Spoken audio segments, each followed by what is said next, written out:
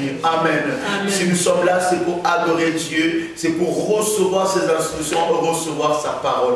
Et moi, je crois en la parole de Dieu. Je crois que la parole de Dieu est capable de faire ce que toi, tu n'as jamais imaginé dans ta vie. Amen. La parole de Dieu est capable de créer le miracle là où le miracle n'existait pas. Et la parole de Dieu est capable de te qualifier là où les gens t'ont disqualifié. Amen. Amen. Nous sommes en train de parler depuis dimanche passé, et ça fait déjà 2 dimanches plus tôt que nous sommes en train de parler sur ce thème: assainir son environnement spirituel. Nous sommes en train de parler de ce thème, et au fur et à mesure que nous avançons avec le Seigneur, nous avons compris que ce thème est très important pour nous. Comment nous pouvons assainir notre environnement spirituel. Nous avons essayé avec vous de poser quelques fondements et quelques bases pour vous faire comprendre c'est quoi, qu'est-ce que nous pouvons appeler un environnement spirituel et comment est-ce que nous pouvons assainir l'environnement spirituel. Nous avons montré avec vous l'importance et l'urgence même qui s'impose par rapport à notre assainissement spirituel. Amen. L'environnement spirituel est important pour ta marche avec Dieu.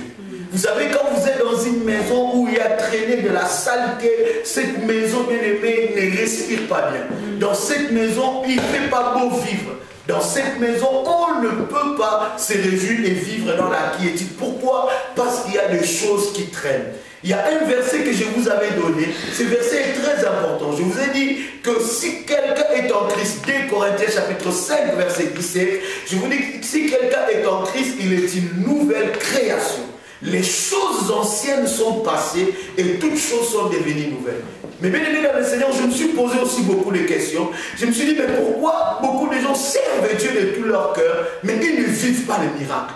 Pourquoi les gens viennent dans les églises? Pourquoi les gens sont assidus aux enseignements de la parole de Dieu, mais ils n'arrivent pas à expérimenter le miracle? Et des fois, le miracle est resté seulement une parole vaine ou un slogan, mais nous n'arrivons pas à expérimenter cela. Et pendant que j'étais en train de faire des analyses, j'ai compris que beaucoup de gens n'expérimentent pas le miracle de Dieu. Parmi tant d'autres raisons, beaucoup de gens n'expérimentent pas le miracle de Dieu parce qu'ils n'arrivent pas à faire le propre nettoyage de leur vie. Alléluia. Je vous avais dit, bien aimé, ce qui pollue notre environnement spirituel, parmi les critères ou parmi les éléments que nous avons cités, nous avons parlé du péché. Bien aimé, j'aimerais dire à un chrétien, insister encore que le péché est un poison pour ta destinée. Le péché est un véritable poison. Beaucoup de gens sont encore dans le règlement des comptes. Beaucoup de gens n'ont pas encore pu ou n'ont pas encore su pardonner quelques actes ou quelques difficultés qui sont arrivées dans leur vie ou de personnes qui ont causé des difficultés dans leur vie. Bien aimé, si nous voulons avancer dans la vie, si nous voulons aller très loin, nous devons apprendre à assainir notre environnement spirituel. Parce que bien aimé, je disais que cela est très important et salutaire pour notre destinée. C'est que bien aimé, tu ne peux pas passer à autre chose si tu n'as pas fait le vide. Tu ne peux pas, bien aimé, passer à un autre vent, à un autre mouvement, à une autre atmosphère si tu n'as pas fait le vide, si tu n'as pas accepté de pardonner, si tu n'as pas accepté d'oublier ce qui était passé. Il y a un verset de la Bible qui nous dit « Ne pensez plus aux événements passés ». Et beaucoup de gens sont là, ils sont incapables de l'aimer parce que tel m'avait fait telle chose. Beaucoup de gens ils sont incapables de faire confiance parce que tel m'avait fait telle chose. Mais bien aimé, je voudrais insister pour faire comprendre à un enfant de Dieu que si tu veux avancer, tu dois apprendre à oublier. Et beaucoup de gens se disent peut-être que je vivrai par la main de Dieu parce qu'on m'a dit telle parole, on m'a fait telle chose. Mais bien aimé dans le Seigneur, le Seigneur vous dit, si vous acceptez ce matin de faire le pas, d'oublier certaines choses, de mettre certaines choses dans le passé et puis les oublier et commencer un nouveau départ avec Dieu, le miracle de Dieu est capable de se produire dans votre vie.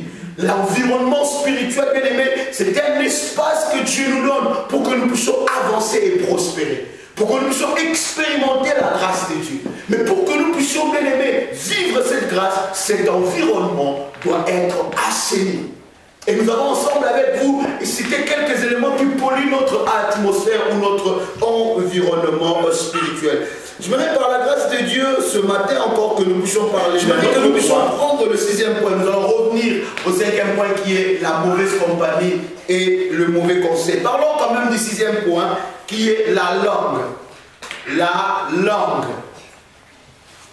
6e point qui pollue notre environnement spirituel, la langue.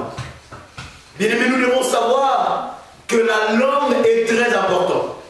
Il y a une histoire dans la philosophie où un philosophe grec a demandé à son serviteur, Ésope, il a demandé, il dit, mais va, j'ai vraiment besoin de manger un meilleur repas, fais-moi le mets le plus meilleur que tu as jamais fait.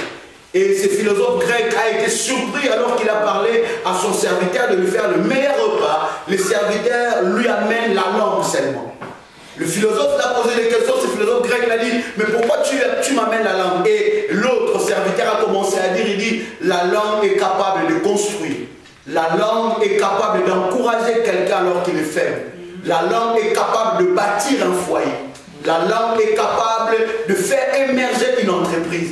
La langue est capable de construire une famille. Alors, ce philosophe, vous savez, dans la philosophie, il y a tellement de choses. Et ce philosophe grec était très étonné. Alors, il dit, mais non, faites-moi le contraire. Amène-moi le repas le plus mauvais qu'il soit. Amène-moi cela. Le serviteur Ésope amène encore la langue. Il dit, mais pourquoi tu me ramènes encore la langue? Il lui dit encore, avec la langue, on peut détruire toute une nation. Avec la langue, on peut détruire toute une famille. Avec la langue, on peut détruire toute une entreprise. Avec la langue, on peut détruire toute une vie.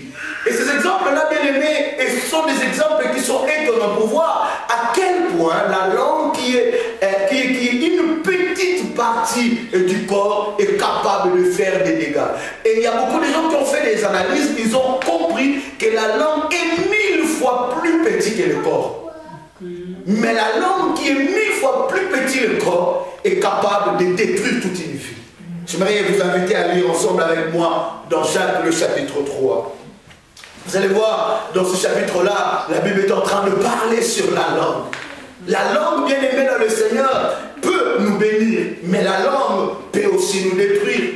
Et je disais que je parlais de ce 6e point, de la langue qui pollue notre environnement spirituel, dans le mauvais côté où la langue est capable de détruire une vie. Est-ce que vous êtes avec moi dans Jacques chapitre 3?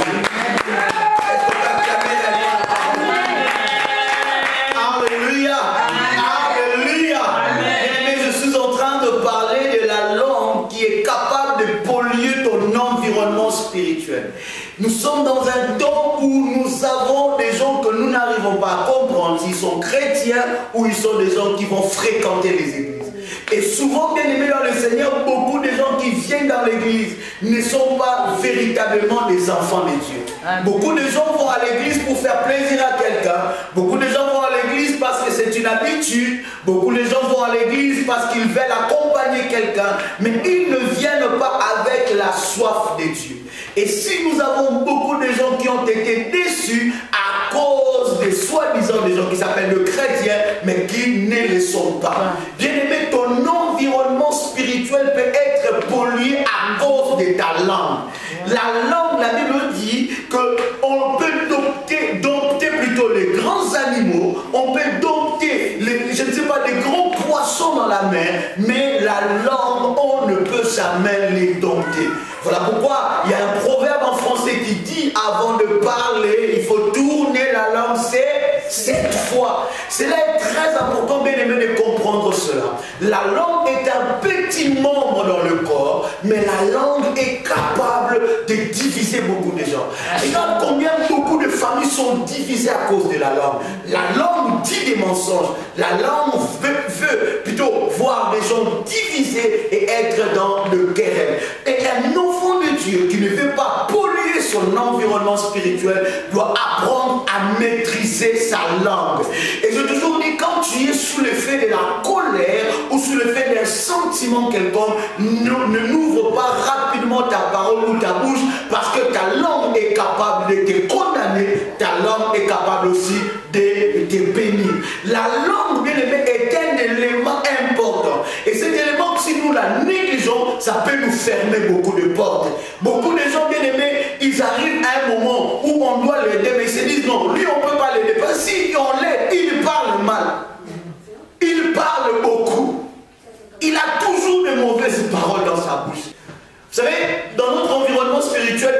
il y a tellement de types, il y a tellement de catégories, il y a tellement de compagnons qui sont très dangereux pour notre environnement spirituel. Mais nous avons essayé avec vous, n'est-ce pas, d'énumérer ou bien de regrouper ces compagnons dans 5 types. Amen. Le 5 types de personnes ou le 5 types de comportements qui sont dangereux pour notre environnement. Les 5 types de personnes ou de comportements qui sont dangereux pour notre percée spirituelle.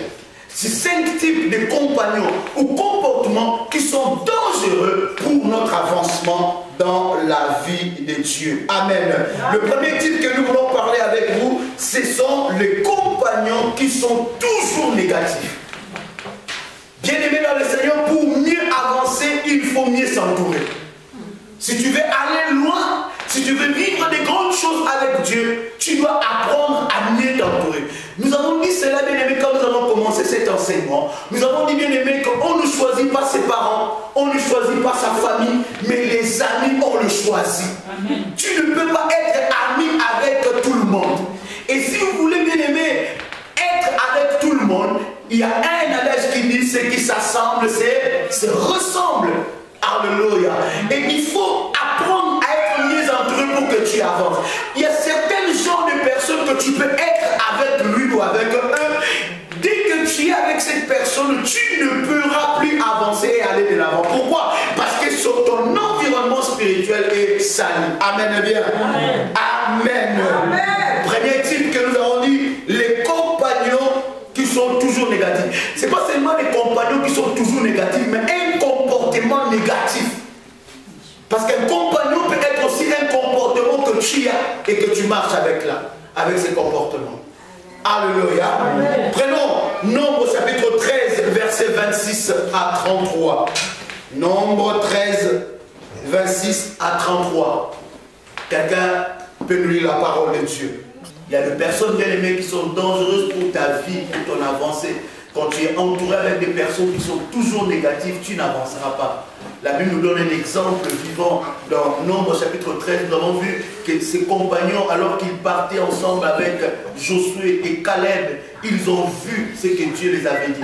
Et souvenez-vous que le pays de Canaan, ce n'est pas Moïse qui les avait dit qu'ils entreront dans ce pays, mais c'est Dieu qui avait dit à Moïse que le Canaan est votre héritage. Mais la Bible dit alors qu'ils sont partis pour explorer ces pays, ils n'ont pas seulement cru en la promesse de Dieu, mais ils ont regardé tout ce qui se passe autour. C'est bien aimé, ce qui nous arrive aussi souvent, je voudrais ouvrir cette parenthèse, quand le Seigneur nous promet quelque chose, ou quand nous avons une destinée avec Dieu, nous regardons souvent à ce qui se passe tout autour de nous, au lieu de fixer notre regard sur la promesse de Dieu. Ils étaient là, ils se disaient, c'est vrai que le pays que tu nous as envoyé, là, il y a le lait et le miel. Ils ont apporté le fruit à Moïse, mais ils ont dit à Moïse, mais nous avons vu les descendants des fils d'Anak. Ils étaient géants et à leurs yeux, nous étions comme des sauterelles. Bien-aimés, regardez avec moi et comprenez que leur propos a bousculé tout un peuple. Tout un peuple a pu mettre le doute sur la promesse ou la prophétie de Dieu. Amen. Écoutez, si ces personnes-là, ils étaient venus avec ces messages, avec ces rapports négatifs, ils ne pensaient pas l'ampleur que ça allait prendre sur le peuple. Il y a d'autres personnes qui sont négatives, qui sont tout autour de toi, qui peuvent t'empêcher même d'entreprendre un projet. Qui peuvent t'empêcher même d'avancer, de dire que non, j'ai une pensée d'entreprendre tel projet, mais si tu es autour de toi, entouré de personnes qui sont négatives, on te dit, mais tel a déjà fait cette chose, ça n'a pas marché, si toi tu feras, ça ne marchera pas. Voilà pourquoi je me dis, quand tu as un projet, confie cela d'abord entre les mains de l'Éternel, et l'Éternel te donnera des orientations qu'il faut. Comme nous avons lu le verset 14 avec vous, nous avons vu que Caleb, alors, et Josué, quand ils ont entendu ces paroles-là, ils ont déchiré leurs vêtements. Pourquoi ils ont déchiré leurs vêtements? Parce que le peuple se sont soulevés et ils ont commencé à mettre le doute sur la promesse de Dieu. C'est la même façon, bien aimé, quand tu marches dans ta vie, même dans ton mariage, même dans le chemin de ta vie, tu dois savoir les personnes avec qui partager ta vie. On ne partage pas le secret de sa maison avec n'importe qui. Moi j'ai toujours dit, même avec un membre de ta famille que tu ne sens pas, que que le Seigneur te pousse à partager cela, ne partage pas cela. Parce que cela est très important, parce que notre entourage bien-aimé dans le Seigneur peut être dangereux pour notre environnement spirituel. J'ai dit le premier type de personnes sont des personnes qui sont toujours négatives. Et la Bible dit, à cause de leur négativité, ils ont soulevé tout un peuple contre Moïse. La Bible dit que le peuple commençait à murmurer contre Moïse. Pourquoi? Parce qu'il y avait eu un mauvais rapport. Mais j'aime bien aimé dans le Seigneur Caleb et Josué. Caleb et Josué étaient ensemble avec eux. Ils ont vu comme eux ils ont vu. Ils ont vu aussi le fils d'Anak. Mais ils n'ont pas regardé le fils d'Anak. Ils ont fixé leur regard sur la promesse de Dieu. Ils ont dit que la promesse de Dieu ne mentira jamais. Mais je voudrais dire à quelqu'un, ouvrir une parenthèse, que ce que Dieu t'a dit dans ta vie, même dans ton intimité, ça ne mentira jamais.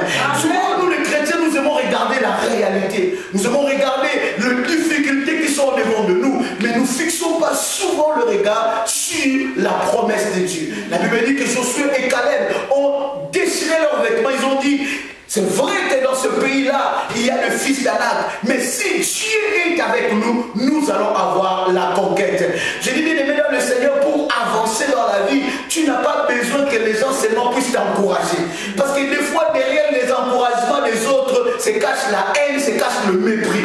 Mais tu as besoin que Dieu soit avec toi.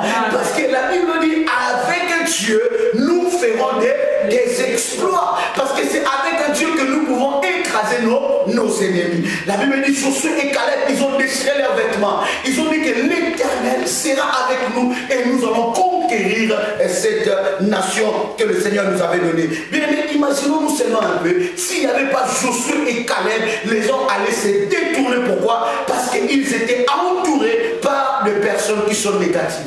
Et bien aimé, réfléchissons ensemble que ces personnes négatives n'étaient pas n'importe quelle personne. C'était des gens qu'on avait choisis, qui représentaient tout un tribu.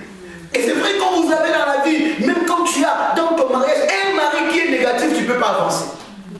Il faut que tu puisses combattre certains comportements. Il faut que tu combattes certains comportements, non seulement dans ton couple, mais même dans ta propre vie. Quand tu vois la négativité entrer dans tes pensées, quand tu veux faire quelque chose, tu sens que la négativité entre dans ton cœur, mais lève-toi dans la prière et chasse cela, parce que cela peut polluer et cela peut être dangereux pour ton environnement spirituel. Des personnes qui sont négatives, bien aimées, peuvent freiner ta marche. Les personnes qui sont négatives peuvent t'empêcher d'accueillir ou de vivre la gloire de Dieu. Est-ce que vous vous imaginez que ces 10 personnes empêchaient tout un peuple d'entrer à la promesse? Ces rapports-là qu'ils avaient pouvaient empêcher tout un peuple de toucher à Canaan. Je vais dire à quelqu'un que le Canaan de Dieu est possible dans ta vie.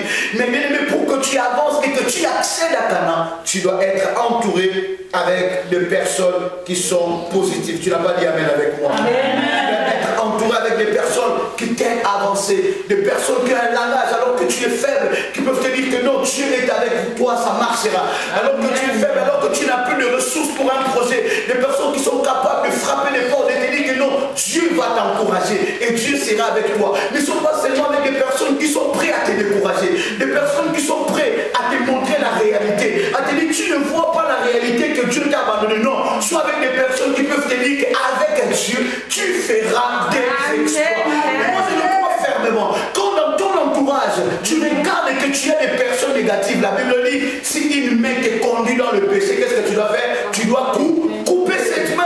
Il y a des relations qui doivent cesser, il y a des amitiés qui doivent cesser. Parce que quand tu appelles ton ami, il est toujours négatif. Amen.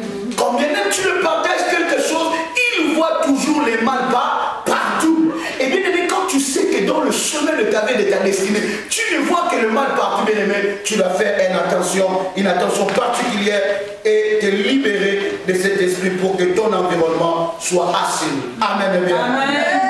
La Bible dit non, Nombre chapitre 14 que nous avons lu avec vous, le peuple s'est soulevé, mais Moïse, alors et Aaron, ils ont commencé à prier. Ils ont prié, ils ont rappelé à Dieu leurs promesses. Les personnes qu'ils ont choisies, ils ont détruit l'espoir de tout un peuple. Mais ils ne sont pas entourés avec des personnes qui sont capables de t'affaiblir. Ils ne sont pas entourés avec des personnes qui sont capables de te décourager. Ils ne sont pas entourés avec des personnes alors que tu partages ton problème. Ils sont capables de te donner des décisions si fatales. Et bien aimé, dans la vie, ne prenons pas toujours des décisions fatales. Dans la vie, voilà pourquoi je parlais de la langue qui pollue notre environnement spirituel, avant de prendre chaque décision, une décision, nous devons réfléchir mûrement à cette décision-là. Parce que ce que nous sommes en train de dire peuvent nous condamner. Il y a un verset de la Bible qui dit que dans le dernier jour, l'Éternel nous jugera de toute parole vaine que nous avons prononcée. Amen et bien. Amen. Cela est très important. Est-ce que quelqu'un est béni par cette parole? Amen. Les 5 types de compagnons dangereux pour notre environnement spirituel. J'aimerais bien aimé que nous puissions prendre un verset dans la Bible, dans Proverbe chapitre 28, plutôt chapitre 16, verset 28. Je lis ce verset. La Bible dit, l'homme pervers excite les colères et les rapporteurs divisent les amis. Je répète encore. Proverbe chapitre 16, verset 28. La Bible dit, l'homme pervers excite les querelles et les rapporteurs divisent les amis. Deuxième catégorie ou deuxième type de compagnons que nous voulons voir, ce sont les compagnons qui excitent les colères et les rivalités. Ou bien le comportement des querelles et des rivalités.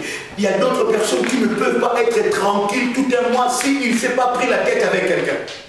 Il y a d'autres personnes qui ne peuvent pas être tranquilles tout un mois s'il n'a pas inventé des histoires. Et il y a des personnes comme ça qui sont champions à faire des mises en scène. Moi j'ai toujours dit à ces personnes, ce sont des réalisateurs. Ils doivent bien aimer s'orienter, ils doivent s'adapter à être un réalisateur de film. Mais il ne doit pas venir et commencer à inventer des choses. Il met des montages, il met des scénarios, il met des moments forts, des moments de tristesse dans une histoire qui est complètement fausse.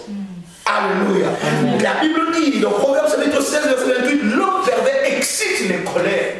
Mais il faut savoir tout autour de toi qui sont les personnes qui t'accompagnent. Est-ce que tu as toujours à côté de toi des personnes qui aiment parler des autres? Il excite les colères. Non, tu ne sais pas, on était dans cette fête. Tu ne sais pas ce qu'il a dit sur toi quand il a dit grand bien-aimé, assainir aussi nos oreilles. Savoir écouter que des bonnes choses qui nous aident à avancer. Parce que la Bible dit la foi vient de ce qu'on attend. Si la foi vient de ce qu'on attend, c'est qu'un mauvais comportement peut être créé, ou la haine, un mauvais sentiment peut être créé en toi par rapport à ce que tu vas entendre. Alléluia. Amen. Ce qui excite des colères, plutôt qui excite des querelles. Ces personnes-là sont dangereuses, Seigneur bien-aimé, pour ta destinée. Quand tu vois tout autour de toi des personnes, il aime seulement te voir diviser avec les gens. Il n'aime pas que tu sois en paix avec les autres. Il est champion. C'est-à-dire que quand tu es divisé, là il devient ton meilleur ami. Là il te montre toute son amitié. Mais quand tu te réconcilies avec cette personne, il te fuit. Bien aimé, ces genres de personnes sont dangereuses. Dis avec moi dangereux. Alors il avait pas dit encore très dangereux. Il n'a pas encore dit très dangereux. Tu dois faire attention à ton environnement. Ton entourage peut t'aider à avancer. Et il peut ne pas t'aider à avancer. Ils peuvent te freiner aussi. Quand tout autour de toi tu as des personnes qui aiment parler des autres, qui aiment te voir diviser, qui aiment te voir te prendre la tête. Et souvent, quand nous allons dans les endroits, tu n'as pas vu comment il t'a regardé, tu n'as pas vu, il a parlé de tes chaussures, il a parlé de ta voiture, il a parlé d'ailleurs de ton mari, il a parlé de ta femme. Ces genres de personnes sont dangereuses. Et quand tout autour de toi, tu as des personnes qui te rapportent que des histoires, fais attention avec ces personnes-là. Ils peuvent déstabiliser ta vie spirituelle. Ils peuvent t'empêcher de prier. Ils peuvent te mettre les sentiments de colère et de haine. Et souvent, derrière ces personnes-là, se cache véritablement le diable. Parce que bien aimé, le diable, c'est le père des mensonges. Et la Bible dit le diable ne vient que pour dérober, égorger, détruire. Quelqu'un qui vient pour détruire ta relation avec ta famille. Quelqu'un qui vient pour détruire ta relation avec ton mari. Quelqu'un qui vient pour mettre la haine dans le cœur de ton mari. Bien aimé, pose-toi d'abord la question. Ce qu'il est en train de me dire, est-ce que ça construit ou ça détruit? Alors si ça détruit, alors quel est l'esprit qui est derrière cette personne-là? Et souvent, beaucoup de choses, nous ne pouvons même pas nous emporter parce que quand nous nous posons ces questions-là, nous disons arrière de moi Satan au nom de Jésus. Alors que Jésus voulait aller à la croix, Pierre l'a dit non Seigneur, on ne te tuera pas. Jésus a regardé, il n'a pas vu Pierre, mais il a vu l'esprit qui était derrière Pierre. Il a dit arrière de moi Satan. Nous devons bien aimer faire ces gestes-là et dire arrière de moi Satan au nom de Jésus. Quand quelqu'un vient, tu comprends seulement ce n'est pas lui, mais il y a un esprit qui est derrière lui qui cherche à mettre à moi des mauvais sentiments. Amen. Les compagnons qui excitent les colères, qui excitent plutôt les querelles et les rivalités. Troisième sorte de personnes, les compagnons jaloux ou la jalousie. Hein, tu as acheté ça où? Hein, il y a encore tu l'as vu où? Moi, non, ces genres de personnes, quand tu vois ces genres de questions, souvent, derrière cela se cache la jalousie. Il faut regarder tout autour de toi, bien aimé dans le Seigneur. Avec les amis, bien aimé, tu peux avancer.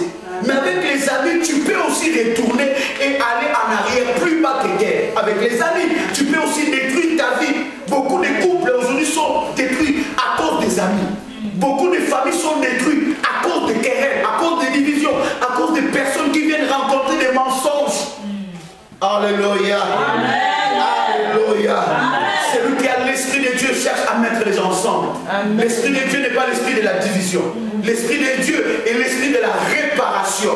Quand même il y avait un mal, on peut réparer ce mal-là. Quand même il y avait une faute, on peut réparer cette faute-là. Parce qu'au-delà de tout ça, nous voyons l'esprit de Dieu qui veut nous mettre ensemble. Mais quand il y a un sentiment, quand il y a un compagnon bien-aimé qui vient pour diviser et mettre des querelles, il faut savoir que derrière tout cela, il y a le père du mensonge qui est le diable. Le troisième type de compagnons que je vais partager avec vous, ce sont les compagnons qui sont jaloux ou le sentiment de la jalousie en nous.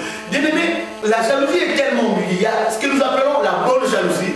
C'est la jalousie que Dieu a pour nous, une bonne jalousie que nous avons. Et je voudrais vous étonner, bien-aimé, et nous allons lire un verset qui va énormément peut-être vous étonner et vous faire du bien. Ouvrons la parole de Dieu. Amen. La parole de Dieu. Et vous pouvez acclamer la parole de Dieu. Amen. C'était justement pour vous faire comprendre que la jalousie, il y a tellement de choses dans la Bible qui parlent sur la jalousie. Et nous avons lu ensemble avec vous dans ce verset où la Bible est en train de parler sur la jalousie. Et la Bible nous parle sur le front de la jalousie. Une femme a commis la haine. Et l'adultère, si l'homme soupçonne sa femme, il doit apporter l'offrande de la jalousie dans le temple de Dieu. Juste pour ouvrir la parenthèse, s'il y a tellement ces pratiques, s'il y a vraiment ces pratiques dans l'église, l'église ne manquera pas de l'argent. L'église ne manquera pas à payer parce qu'il y a tellement de choses bien aimées dans le couple que nous pouvons, n'est-ce pas, mettre devant la face de Dieu. La démarche, ce n'est pas la démarche de l'argent. La démarche, ce n'est pas la démarche de donner une offrande. Mais la démarche, c'est de reconnaître le péché qui a été commis. Et Dieu, alors qu'il était en train d'instituer ces lois, il a parlé à Moïse sur l'offrande de la jalousie. Mais parlons bien aimé de la jalousie, la mauvaise jalousie. Parce que nous avons dit ceux qui sont dangereux, les compagnons qui sont dangereux pour notre destinée. Parlons maintenant de la mauvaise jalousie. Lis avec moi Ecclésiaste chapitre 4 verset 4. Ecclésiaste chapitre 4 verset 4. Je lis la parole du Seigneur. Amen. La Bible dit: je vis que toute la peine que l'on se donne et tout le succès qu'on recherche dans ces entreprises ne sont que motivés par la jalousie de l'homme vis-à-vis de son prochain. C'est là aussi, c'est de la fumée et le revient à poursuite des vents. Quand tu as tout autour de toi des personnes qui sont jaloux, ils peuvent t'empêcher d'entrer dans la destinée. Et ces personnes-là, bien aimées, Dieu te donne la responsabilité d'assainir ton environnement spirituel. Tu dois savoir avec qui tu es entouré. Il y a des personnes qui ne supportent pas la réussite des autres. Ils ne supportent pas de voir quelqu'un réussir dans la vie. Il y a des gens, ils peuvent être même membres de ta famille. Il y a une histoire dans la Bible que je voudrais partager avec vous. C'est l'histoire de Caïn et d'Abel. Abel était le frère de Caïn. Mais Caïn n'acceptait pas de voir la réussite d'Abel. Caïn n'acceptait pas de voir que l'offrande d'Abel a été agréée par Dieu. Il ne supportait pas cela. Et il a eu de la haine et de la jalousie. Souvent, bien aimé dans le Seigneur, la jalousie est accompagnée avec la haine. Quelqu'un qui est jaloux, il a de la haine. Et quelqu'un qui est jaloux d'une personne, vous allez voir dans l'histoire de la Bible, il est capable même de tuer. La jalousie peut amener quelqu'un à la mort. La jalousie, quelqu'un quand il est jaloux de ton couple, il est capable d'inventer des choses pour détruire ton mariage. Quelqu'un quand il est jaloux de ta femme, il est capable d'inventer des choses pour détruire. Quelqu'un qui est jaloux de ta famille, il est capable d'inventer des choses pour diviser la famille.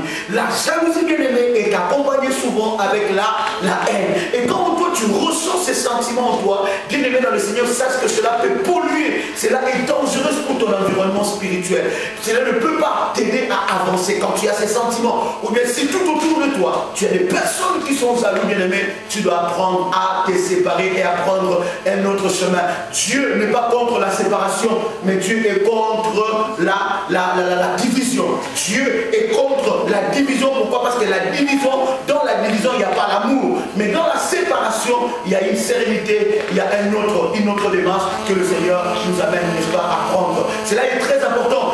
Caïn voyait que son frère était, n'est-ce pas, il faisait le plaisir de Dieu. Son offrande était agréée par Dieu. Et Caïn a eu de la haine et il a tué son frère. Bien-aimé, quand tu es entouré avec une personne qui est jaloux, qui n'aime pas te voir réussir, qui n'aime pas entendre que ça marche dans ta vie, qui n'aime pas entendre que pour toi, et Dieu a fait grâce, bien-aimé, ces personnes sont dangereuses pour ta destinée. Le quatrième point, c'est le mauvais conseil. Nous avons lu cela dans Psaume chapitre 1 et nous avons essayé déjà d'expliquer cela. Donc le quatrième point ou le quatrième catégorie, le quatrième type de personnes ou les compagnons qui sont dangereux pour notre environnement spirituel. Le quatrième point, nous avons dit le mauvais conseil.